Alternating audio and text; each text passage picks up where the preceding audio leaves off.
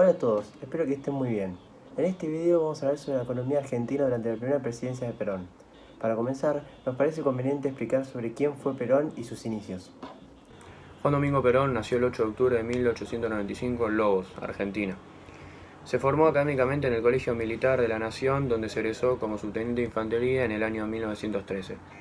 En 1928 egresó de la Escuela Superior de Guerra como oficial de Estado Mayor.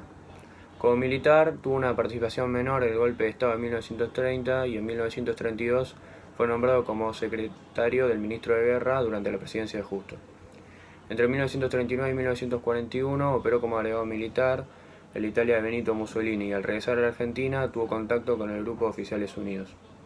En 1943 se produjo un nuevo golpe de Estado en la Argentina y Perón fue nombrado al frente de la Secretaría de Trabajo y Protección Social. En 1944 se convirtió en ministro de Guerra y más tarde en vicepresidente de la Nación.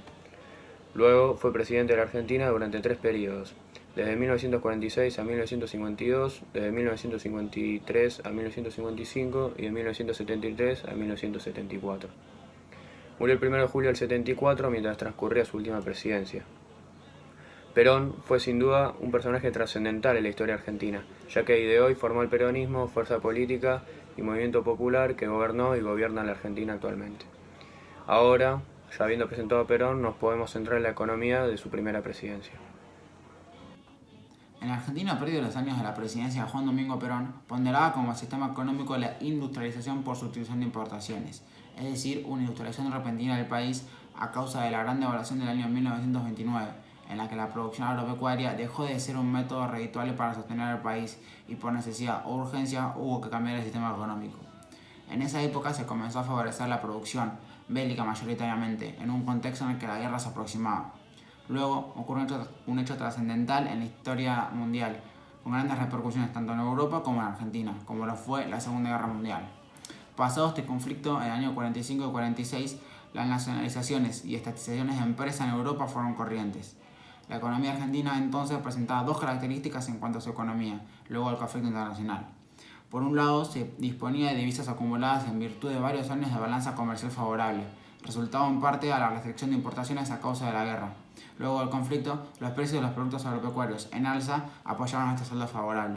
Por otro lado, se había ampliado y consolidado el sector industrial de los países en conflicto de guerra asociado a la sustitución de importaciones, que venía en alza desde los años 30. La tendencia a la industrialización se había visto favorecida por la guerra, cuando la producción industrial de los países que se encontraban en conflicto estaba en gran parte destinada al esfuerzo bélico, así como a los sistemas de transporte marítimo. Para Perón era fundamental poder llevar a cabo una buena política económica. Durante su primer mandato comenzó en 1946. Para comprender esto les propongo analizar la siguiente imagen.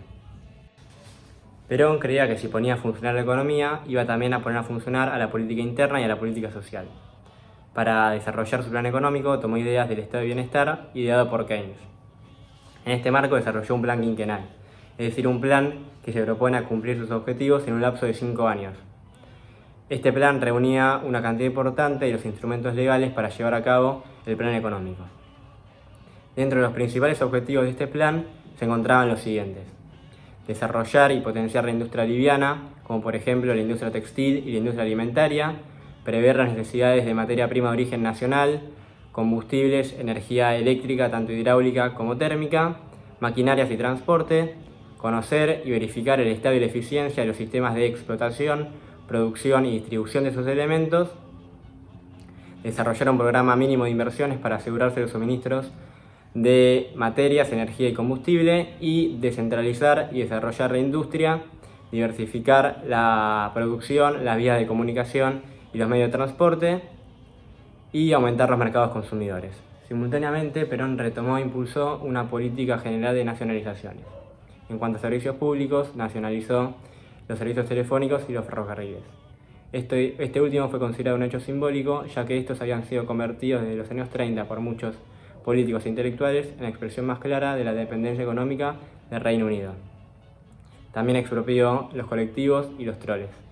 En cuanto a desarrollo energético, en 1946 se creó Gas del Estado, en 1947 se creó Agua y Energía Eléctrica del Estado y en 1948 se impulsó el desarrollo de la ciencia y la tecnología a partir del proyecto Huemul.